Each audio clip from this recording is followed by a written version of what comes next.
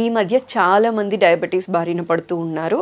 అయితే షుగర్ 150 దాటకుండా ఉండాలి అంటే మన ఎవ్రీడే తీసుకునే డైట్ ఎలా ఉండాలి, రోజు ఏ ఫుడ్ తీసుకోవాలి, ఏ ఫుడ్ తీసుకోకూడదు అనే విషయం ఇవాళ వివరంగా మాట్లాడదాం. ఈరోజు మనతో పాటు ఉన్నారు ప్రముఖ నాన్ సర్జికల్ ఆయుర్వేదిక్ డాక్టర్, సురక్ష ఆయుర్వేదిక్ క్లినిక్ ఫౌండర్ డాక్టర్ పూర్ణ రాజేశ్వరి గారు. వారితో మాట్లాడదాం. నమస్కారం అమ్మ. నమస్తే అమ్మా. ఎలా ఉన్నారు? బాగున్నాను, థ్యాంక్ యూ. అమ్మ, జనరలీ ఏంటి అంటే షుగర్ 150 దాటకుండా ఉండటం కోసం చాలా కష్టపడుతూ ఉన్నారు. చాలా మంది డయాబెటీస్ బారిన పడిన వాళ్ళందరూ కూడా తగ్గించడానికి చాలా కష్టపడుతూ ఉన్నారు. అసలు డయాబెటీస్ బారిన పడకుండా ఉండాలి అంటే, 150 దాటకుండా ఉండాలి అంటే ఎవ్రీడే ఏ ఫుడ్ తీసుకోవాలి, ఏ ఫుడ్ తీసుకోకూడదు? అంటే జనరల్గా ఏంటంటే డయాబెటీస్ అనేది ఈ రోజుల్లో పెద్ద ఒక రకమైనటువంటి శాపం అనుకోవాలి. పాత రోజుల్లో ఏంటంటే తిండి లేక చాలా కరువులో ఉండి చాలా ఇబ్బందులు పడుతూ ఉండి, క్షామంలో ఉండి చాలా ఇబ్బందులు పడుతుండే వాళ్ళం మన భారతీయులు. ఇప్పుడు ఏంటంటే చాలా కష్టపడి ఆర్థికంగా బలపడ్డాం, కానీ ఆరోగ్యపరంగా చాలా బలహీనం అయిపోయాం. దానికి ఎగ్జాంపుల్ ఏంటంటే మనకు వస్తున్న diabetes, hyper tension, main problems, life style disorders అంటారు వీటిని. అలాంటివి చాలా ఉన్నాయి మనకి. ఆస్మా కానీ, ఒబిసిటీ కానీ, ఇవన్నీ చాలా వస్తాయి. అవన్నీ నెక్స్ట్. కానీ ఫస్ట్ అండ్ ఫార్మోస్ట్ డయాబెటీస్ అనమాట. ఎందుకంటే తినడానికి ఉండదు, ఏం తినడానికి ఉండదు. ఏది తినాలన్నా నోట్లో పెట్టుకోవాలంటే భయంగా తినవలసి వస్తుంది. కొంతమంది చాలా స్ట్రిక్ట్గా ఫాలో అయిపోతారు, ఇంకా వాళ్ళకి తినడానికి ఏం ఉండదు అనమాట. అసలు అంత డ్రై ఇదిలో ఉంటారు, అంటే కరువులో ఉన్నట్టుగా, ఉపవాసంలో ఉన్నట్టుగా ఉంటారు అనమాట. అందుచేత కొంచెం ప్రణాళికాబద్ధంగా ఆహారాన్ని వాళ్ళు ప్లాన్ చేసుకుంటే మంచిగా ఆరోగ్యంగా తీసుకోవచ్చు. టేస్టీ ఫుడ్ కూడా తీసుకోవచ్చు. ఓకే. అంటే జనరల్గా టేస్టీ ఫుడ్ అంటే ఎలాగో అనారోగ్యకారకం అని చెప్పేసి వాళ్ళు భయపడతారు, కానీ ఇంట్లోనే కొన్ని టేస్టీ ఫుడ్స్ కూడా మనం చేసుకోవచ్చు. ఇందులో కొంచెం వీలైనంత వరకు చెప్పడానికి ప్రయత్నించేద్దాం. సో ముఖ్యంగా ఏంటంటే వాళ్ళు ప్లాన్ చేసుకోవాల్సిన ఆహారంలో క్యాలరీస్, కార్బోహైడ్రేట్స్ అందరూ చెప్పేది తగ్గించేసేది అనేది చాలా ఇంపార్టెంట్. తర్వాత ఏంటంటే ప్రోటీన్స్ ఎక్కువగా ఉండాలి. తర్వాత అందరూ చాలామంది పట్టించుకోని విషయం ఏంటంటే పీచు పదార్థాలు ఎక్కువ తీసుకోవాలి. సో ఫైబర్ రిచ్ ఫుడ్, పీచు పదార్థాలు ఎక్కువగా ఉండే ఆహారం తీసుకోవడం వలన డయాబెటీస్ని మనం మేనేజ్ చేసుకోవచ్చు. డయాబెటీస్ తగ్గడం అనేది ఏమి ఉండదు, మేనేజ్మెంటే. మనం మేనేజ్మెంట్ని కరెక్ట్గా మేనేజ్ చేసుకోగలిగితే చాలు అనమాట. అది చాలు. మెడిసిన్స్ ఎక్కువ వాడకుండా, మెడిసిన్స్ వీలైతే లేకుండా కనుక డయాబెటీస్ని మనం మేనేజ్ చేసుకుంటే మోస్ట్ సక్సెస్ఫుల్ పర్సన్ అని చెప్పేసి మనం అవార్డు ఇవ్వచ్చు అనమాట. లేకపోతే ఏంటంటే ఇన్సులిన్ డిపెండెన్సీ అవుతుంది, మెట్ఫార్మిన్ విపరీతంగా వాడుతున్నారు, గ్లైసిఫేజ్ మెడిసిన్స్ విపరీతంగా వాడుతున్నారు, ఇంకా స్ట్రాంగ్ మెడిసిన్స్ కూడా వాడవలసి వస్తుంది. ఆ మెడిసిన్స్ వల్ల సైడ్ ఎఫెక్ట్స్ చాలా ఎక్కువ ఉంటాయి, భయంకరమైనటువంటి సైడ్ ఎఫెక్ట్స్ ఉన్నాయి. కాబట్టి అవి తక్కువగా వాడుకునేలాగా మన డైట్ ప్లాన్ అనేది ఇంపార్టెంట్. మీరు అడిగిన డైట్ ప్లాన్ చాలా అవసరం అమ్మా. At the same time exercise plan కూడా చాలా అవసరం. ఎక్సర్సైజ్ అనేది మోస్ట్ ఇంపార్టెంట్. థర్డ్ ఫ్యాక్ట్ ఏంటంటే స్లీపింగ్ హ్యాబిట్స్. సో ఆహారం, వ్యాయామం, నిద్ర, ఈ మూడు కనుక కరెక్ట్గా ప్లాన్ చేసుకుంటే, ఆయుర్వేదంలో ఏంటంటే ఒక శరీరం మనిషి ఆరోగ్యంగా ఉంటారంటే త్రిస్తంభాలు అంటారు. త్రిస్తంభాలు ఏంటంటే ఆహారం, వ్యాయామం, నిద్ర. ఈ మూడు కరెక్ట్గా మేనేజ్ చేసుకుంటే ఎటువంటి వ్యాధులు రాకుండా ప్రివెంటివ్ కేర్గా మనల్ని మనం హ్యాపీగా ఉంచుకోవచ్చు, హెల్దీగా ఉంచుకోవచ్చు. అట్ ది సేమ్ టైం వ్యాధులు వచ్చినా కూడా మన మేనేజ్మెంట్ అనేది ఈజీగా ఉంటుంది అనమాట. సో దానికి ఏంటంటే ముందు ఫస్ట్ పాయింట్ డైట్ గురించి చూద్దాం. డైట్లో ఎర్లీ మార్నింగ్ లేచిన వెంటనే మంచినీళ్ళు తాగడం అనేది ఫస్ట్ స్టెప్. వీలైతే గోరువెచ్చటి నీళ్ళు తాగడం. తర్వాత సెకండ్ పాయింట్, రాత్రి కొంచెం పడుకోబోయే ముందు కొంచెం మెంతులు, జీలకర్ర, ధనియాలు నానబెట్టేసుకుని ఉదయం ఫస్ట్ డోస్గా మంచినీళ్ళు తాగడం అయిపోయాక 7-8 మధ్యలో ఈ నీళ్లు తాగేయడం అనేది ఇంపార్టెంట్. తినగలిగితే నమిలేసేసి మింగేసేయచ్చు. మెంతులు కానీ, ధనియాలు కానీ, జీలకర్ర నమిలి తినడం అంటే కొంచెం కష్టంగా ఫీల్ అయ్యేవాళ్ళు జస్ట్ ఆ వాటర్ తాగినా కొంతవరకు బెనిఫిట్ ఉంటుంది.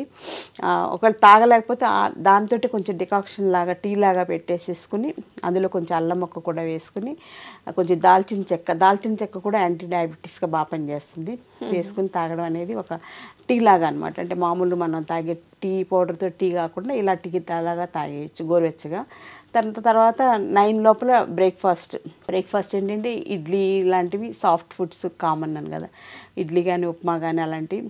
సో ఇడ్లీ మామూలు ఇడ్లీ. ఉప్మా మాత్రం బొంబాయి రవ్వ ఉప్మా కాకుండా మొక్కజొన్న రవ్వ ఉప్మా కానీ, లేకపోతే ఎల్లో కలర్లో ఉంటుంది ఒక రకమైన రవ్వ, బన్సీ రవ్వ అంటాం, అది కానీ, లేకపోతే గోధుమ రవ్వ ఉప్మా కానీ, ఏదైనా ఎక్కువ క్వాంటిటీ కాకుండా ఒక 2 to 3 ఇడ్లీస్ సైజ్ అయితే, అలా మామూలుగా 4 ఇడ్లీస్ తినేవాళ్ళు 3 ఇడ్లీసే తీసుకోవాలి. దాంతోపాటుగా ఏంటంటే వెజిటబుల్ సలాడ్ కానీ, వెజిటబుల్ సూప్ కానీ తీసుకోవాలి. అంటే ముఖ్యంగా క్యాబేజ్ ఫైబర్ బాగుంటుంది కాబట్టి క్యాబేజ్ బాగా తీసుకోవచ్చు, క్యారెట్ వేసుకోవచ్చు, బీన్స్ వేసుకోవచ్చు, ఇంకేదన్నా మనకు అవకాశం ఉంటే వేసుకుని అవన్నీ ఉడకబెట్టేసేసుకుని అది కొంచెం ఉడకనివ్వాలన్నమాట. కొంచెం ఒక 5 minutes ఉడికాక అది వడకట్టుకుని సూప్ లాగా తాగేయచ్చు, లేదా సలాడ్స్ లాగా తీసుకోవచ్చు. అందులో టేస్ట్ కోసం కానీ కొంచెం ఉప్పు వేసుకోవచ్చు, కొంచెం నిమ్మరసం కూడా వేసుకోవచ్చు, కొంచెం మిరియాల పౌడర్ కూడా వేసుకోవాలి. మిరియాల పౌడర్ కూడా డయాబెటీస్కి మంచిది కాబట్టి అలా తీసుకోవచ్చు. అది బ్రేక్ఫాస్ట్ టైంలో, అంటే ఇడ్లీ క్వాంటిటీ కొంచెం తగ్గించుకుని ఆ ప్లేస్లో సలాడ్స్ తోటి ఫిలప్ చేసుకున్నాం అనమాట. అది ఒకటి.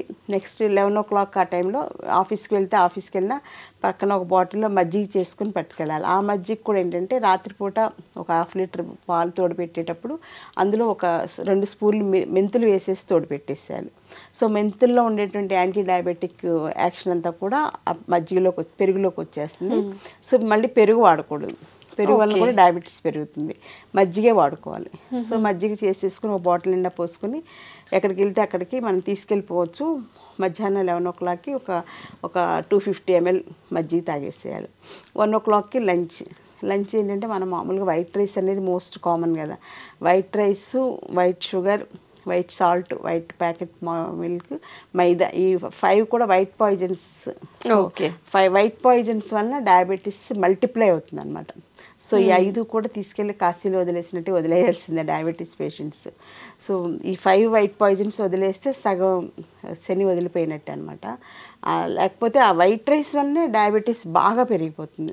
సో వైట్ రైస్ ప్లేస్లో మనం ఏంటంటే బ్రౌన్ రైస్ తీసుకోవచ్చు, లేకపోతే నవరార ధాన్యం అని తీసుకోవచ్చు, లేకపోతే రాజముడి ధాన్యం అని చెప్పేసి ఇప్పుడు చాలా వస్తున్నాయి. ప్రకృతి వైద్యం ద్వారా వచ్చేవన్నీ కూడా ఆర్గానిక్లో రైస్వే చాలా వస్తున్నాయి. ఒకవేళ అవన్నీ దొరకకపోయినా జొన్నలు వాడుకోవచ్చు, జొన్న రవ్వ ఉప్మాలాగా చేసుకొని తీసుకోవచ్చు, లేకపోతే గోధుమ రవ్వ ఉప్మా తీసుకోవచ్చు. అలా వీటికి ఆల్టర్నేటివ్స్ తీసుకుంటూ వీక్లీ ట్వైసే బ్రౌన్ రైస్ తినాలి. ఏదైనా ఏ రైస్ అయినా వీక్లీ ట్వైసే. మిగిలిన రోజులన్నీ కూడా గోధుమ రవ్వ కానీ లేకపోతే జొన్న రవ్వ కానీ ఇలాంటి వాటితోటి అన్నంలా వండుకోవడం, ఏదో ఒకటి అలా ప్రిపేర్ చేసుకుని తీసుకోవాలి. కానీ కర్రీస్ మాత్రం బాగా తీసుకోవాలి. ముఖ్యంగా పప్పు కంపల్సరీగా ఎవ్రీ డే లంచ్లో ఉండాలి. పప్పు ఆకుకూర కానీ, పప్పు మునగాకు కానీ, ఏది వీలైతే అది. టేస్ట్ కోసం పప్పు, మామిడికాయ కానీ ఎలా వీలైతే అలాగా కందిపప్పు కంపల్సరీ తీసుకోవాలి. వారానికి ఒకసారి శనగపప్పు కూడా తీసుకోవచ్చు. ఓకే. అలా శనగపప్పును మనకి క్యాబేజ్ కర్రీస్ ఎలా చేసుకుంటాం కదా, అలాంటివన్నీ తీసుకోవచ్చు. దాంతోపాటుగా లంచ్లో జాంకాయ కానీ లేకపోతే బొప్పాయి పండు కానీ ఏదో ఒకటి, అంటే టూ మచ్ క్యాలరీస్ ఉండేటువంటి అరటిపండు, సపోటా పండు, మామిడి పండు కాకుండా జామకాయ, పపాయ, నారింజ, యాపిల్ ఇవన్నీ కూడా అంటే మనం వెతుకుతుంటే చాలా దొరుకుతాయి. మనం చాయిస్ లేదనుకుంటాం కానీ మన ఆ దృష్టితో చూడం అనమాట. అందరూ ఒకే టైప్ ఫుడ్కి అలవాటు పడిపోయాం ఇప్పుడు. అలా కాకుండా కొంచెం డిఫరెంట్గా ఆలోచిస్తే బోల్డ్ దొరుకుతాయి. సో అలా తీసుకోవాలి.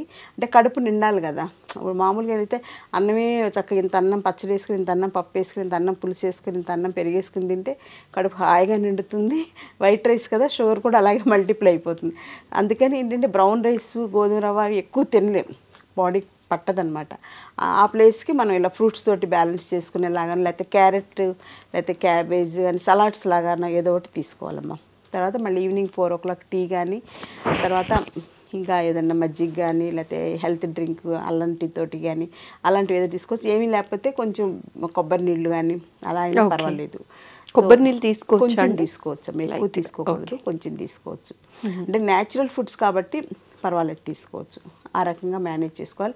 డిన్నర్ మాత్రం వీలైతే మానేసేయాలి, అంటే రైస్ ఇవన్నీ కూడా మానేసేయాలి.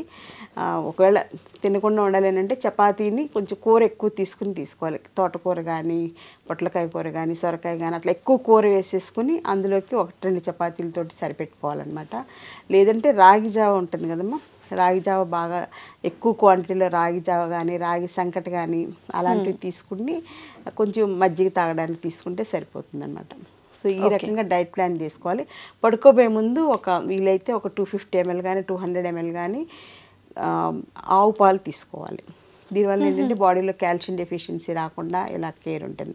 సో మెయిన్గా మానేయాల్సింది ఏంటంటే బిస్కెట్స్ తినడం మానేయాలి. చాలామంది చెప్పేది ఏంటంటే డాక్టర్స్ కానీ ఎవరైనా చెప్పేది అంటే మధ్య మధ్యలో ఎప్పుడు ఆకలిస్తే అప్పుడు 2 అవర్స్కి ఒకసారి బిస్కెట్స్ తినేసేయండి అని చెప్తారు. బిస్కెట్స్లో మైదా ఉంటుంది, అందులో ఫ్రక్టోజ్తో చేసినటువంటి షుగర్ బేస్డ్ ఇవన్నీ ఉంటాయి. అలాగే ఆర్టిఫిషియల్ షుగర్ అని చెప్పేసి బయట పంచదార కాకుండా వాడుతుంటారు, అది ఇంకా డేంజర్ అనమాట. అది అస్సలు మంచిది కాదు, క్యాన్సర్ని కలిగిస్తుంది అనమాట అది. సో అలాంటి ఆర్టిఫిషియల్ షుగర్ కూడా వాడకూడదు. వీలైతే మానేసి నోరు అలాగా అలవాటు చేసుకుంటే ఆ చప్పిడిగా అలవాటు అయిపోతుంది. అలా ప్లాన్ చేసుకుంటే సరిపోతుంది. ఈ డైట్ ఇలా ప్లాన్ చేసుకుంటే షుగర్ మీరు అడిగినట్టు 150 దాటకుండా మనం కేర్ తీసుకోవచ్చు. అలాగే ఎక్సర్సైజ్ కూడా చాలా ఇంపార్టెంట్. మన నెక్స్ట్ స్టెప్ ఎక్సర్సైజ్. అలా ఎక్సర్సైజ్ మంచిది కదా అని ఎక్కువ ఎక్సర్సైజ్ చేయడం కూడా మంచిది కాదు. ఎక్కువ జిమ్కి వెళ్ళిపోవడం, ఎక్కువ వాకింగ్ చేసేసేయడం, ఎక్కువ యోగా చేసేసి అతి సర్వత్ర వర్జేత్. సో కొంచెం ఒక 20 to 30 minutes వాకింగ్. చిన్నవాళ్ళు అయితే బ్రిస్క్ వాకింగ్ చేయొచ్చు, కొంచెం పెద్దవాళ్ళు అయితే ఒక మాదిరిగా ఎండ తగిలేలాగా. ఎండ తగలడం అనేది చాలా ఇంపార్టెంట్ శరీరానికి, అదొకటి చాలా ఇంపార్టెంట్. తర్వాత ఏంటంటే యోగా కూడా ఇంపార్టెంట్. యోగాలో స్పెషల్ ఆసనాస్ ఉన్నాయి, పశ్చిమోత్తాసనం, ఇలాంటి ధనురాసనం, ఇలాంటివన్నీ కూడా ప్యాంక్రియాస్ మీద, తర్వాత మూత్రపిండాలు ఉంటాం కదా, కిడ్నీస్ మీద పనిచేసేలాగా ఉంటాయి. అవి స్పెషల్గా ఆయుర్వేదిక్ యోగా డాక్టర్ గైడెన్స్లో నేర్చుకుంటే కనుక యోగా కూడా రెగ్యులర్ యోగా అనేది చాలా ఇంపార్టెంట్. అలాగే ప్రాణాయామ సెషన్స్ ఉంటాయి, breathing exercises. So breathing exercise వల్ల ఏంటంటే అందరూ అనుకున్నట్టు ఊపిరితిత్తులకి ఆక్సిజన్ అందడమే కాదు, ప్రాణశక్తి కూడా అందుతుంది అనమాట. అందుకే దాన్ని ప్రణవ ప్రాణాయామ అంటారు అనమాట. సో అలాంటి చెప్పే యోగా డాక్టర్స్ చాలామంది ఉన్నారు. అలాంటి యోగా క్లాసెస్ కూడా ప్లాన్ చేసుకుని 1 month గురువు పర్యవేక్షణ నేర్చుకుని తర్వాత వాళ్ళకి వాళ్ళు చేసేసుకోవచ్చు. సో థెరప్టిక్ యోగా చెప్పేవాళ్ళు కూడా డాక్టర్స్ చాలామంది ఉన్నారు. అందులో డయాబెటీస్ కోసం స్పెషల్గా ప్లాన్ చేసుకోవాలి. సో వాకింగ్ చేసుకోవాలి, ఎండ తగిలేలాగా యోగా చేసుకోవాలి, ప్రాణాయామం చేసుకోవాలి. ఎక్సర్సైజ్ అనేది 1 hour మినిమం. అలాగే ఆఫీసులకు వెళ్ళిన వాళ్ళు కూడా మధ్య మధ్యలో ఎప్పుడు గ్యాప్ దొరికితే అప్పుడు సుఖ ప్రాణాయామ కానీ ఏదో ఒకటి ప్రాణాయామ ప్రాక్టీస్ చేసుకుంటే చాలా మంచిది అనమాట. వైటల్ పవర్ పెరుగుతుంది మనలో ప్రాణాయామం వలన. సో దీంతో పాటుగా సౌండ్ స్లీప్. నైట్ 9:30 to 10 లోపల పడుకోవాలి. మార్నింగ్ ఫ్రెష్గా 4, 6, 7 లోపల లేవాలన్నమాట. ఇంకా 7 దాటి నిద్రలేస్తే అసలు వాళ్ళకి రోజంతా కన్ఫ్యూజను, మెటబాలిజం అంతా కూడా ఇర్రెగ్యులర్ అయిపోతుంది. సో డయాబెటీస్ అనేది మెటబాలిక్ డిజార్డర్ కాబట్టి మన శరీరంలో ఉండేటువంటి మెటబాలిజంని మనం కోఆర్డినేట్ చేసుకుంటూ అనుసంధానంగా ఆహారం, వ్యాయామం, నిద్ర ప్రణాళికబద్ధంగా చేసుకుంటే డయాబెటీని అధిగమించవచ్చు. అలాగే డయాబెటీస్ తోటి మేనేజ్ చేసుకోవచ్చు. డయాబెటీస్ వల్ల సో మెనీ కాంప్లికేషన్స్ వస్తాయి అన్నమాట. అంటే ముఖ్యంగా రెటినోపతి, నెఫ్రోపతి, న్యూరోపతి, ఇలాంటి కార్డియోపతి, ఇలాంటివన్నీ రాకుండా మనల్ని మనం కాపాడుకోవాలంటే మీరు అడిగినట్లుగా షుగర్ లెవెల్స్ ఫాస్టింగ్లో 150 80% దాటకుండా కేర్ తీసుకోవాలి. అలాగే కొంచెం టేస్టీ ఫుడ్స్ కూడా ఇంట్లో చేసుకోవచ్చు. మనం సపోజ్ బయట చెత్త బిర్యానీ తింటూ ఉంటారు, అలా కాకుండా మనం ఇంట్లో వెజిటబుల్ బిర్యానీ, ఎక్కువ క్యాబేజ్ ఇవన్నీ ఎక్కువ వేసి, క్యాబేజ్ కానీ క్యారెట్ కానీ ఇలాంటివన్నీ వేసుకొని, బీన్స్ ఇవన్నీ ఎక్కువ వేసుకోవాలి, కొంచెమే రైస్ వేసుకోవాలన్నమాట. ఆ రైస్ వెజిటబుల్స్ ఎక్కువ ఉంటాయి అప్పుడు అలాంటి బిర్యానీ మనం టేస్టీగా చేసుకుంటే చాలా బాగుంటుంది అనమాట. బయట దొరికే వాటికన్నా కూడా. బయట ఏంటంటే వాళ్ళు కలర్స్ వేస్తుంటారు, కెమికల్స్ వేస్తుంటారు రుచి కోసం ఎక్స్ట్రా. అవన్నీ కూడా శరీరానికి చాలా డ్యామేజ్ చేస్తాయి. ఎంత అంటే రకరకాల వ్యాధులు వస్తాయి, డయాబెటీస్, ఒబెసిటీ ఇవన్నీ ఎలాగో వచ్చేస్తాయి. వాటిని అధిగమించి క్యాన్సర్ లాంటివి కూడా ఈ ఫుడ్స్ వలన వస్తున్నాయి. కాబట్టి అందులో ఫుడ్స్లో వేసే కలర్స్ మోస్ట్ డేంజరస్ అనమాట. బయట ఫుడ్స్ 100% మానేస్తే డయాబెటీస్ మనం సగం తగ్గించే, సగం సక్సెస్ అయినట్టే. ఇంకా మిగిలిన సగం ఇంట్లో మంచిగా మనం డైట్ ప్లాన్ చేసుకుంటే హ్యాపీగా డయాబెటీస్తో కలిసి సహజీవనం చేస్తూ అది మనల్ని బాధ పెట్టకుండా మనం ఆరోగ్యంగా ఉండేలాగా జాగ్రత్త పడవచ్చు. థ్యాంక్ యూ సో మచ్ అమ్మ, చాలా సవివరంగా తెలియచేశారు. నమస్కారం. నమస్తే.